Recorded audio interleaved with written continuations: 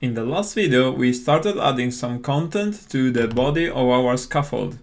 And the way we've done that is by adding a container with a yellow color, and then we added a child column, and because this takes a list of widgets, then we try to add a container with a child size box inside it. And then we have given it a width and a height of 100 points and the orange color for the container. However, after making the change, we have observed that the result on screen was not quite what we had expected. So the key for understanding what is happening here is to see how a column actually works. And to illustrate this better, let me open up a diagram. Okay, so what we have here is a simple layout which is made by a yellow background. So this is similar to our container. And then there are three boxes which are laid out vertically. We have learned that to arrange items vertically, we need to use a column.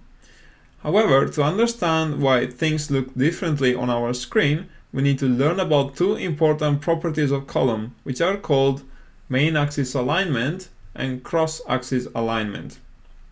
Main axis alignment refers to how the children should be placed along the main axis of the column. So in this case, it is the vertical axis. Cross-axis alignment refers to how the children should be placed along the cross-axis of the column. So in this case, it is the horizontal axis. Each of these properties can be configured with a number of different values. So if we go back to our code, we can try to add a cross-axis alignment value to our column, and we can try to choose a value for it. Now, there are a number of different values that you can choose, and the editor is proposing them for us.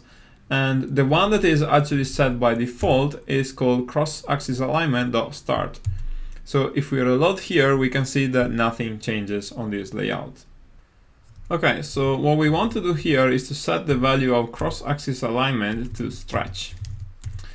And if we do that and save, we can see that suddenly we get the result that we were expecting. And that is that the box stretches all the width of the screen. Okay, so now that we have clarified that, let's take a look again at this sized box widget that we have added over here. So by specifying a width and a height, what we are actually doing is to tell Flutter that the desired dimensions of our size box are 100 and 100. But because this is inside a column with a cross-axis alignment of stretch, then the width parameter no longer applies, and instead the size of the box is going to fit the entire width of the column.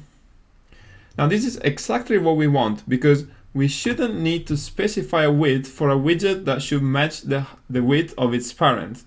In other words, we can drop the width of this box and leave the height only, and we can save and see that this works.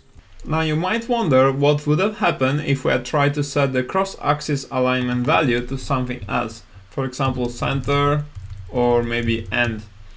And what would happen here is not what you might expect, and I don't want to make things confusing at this stage. So for now, I'll put this back, and please just bear with me, because in the coming videos we'll get a better understanding about column and flexible layouts in general.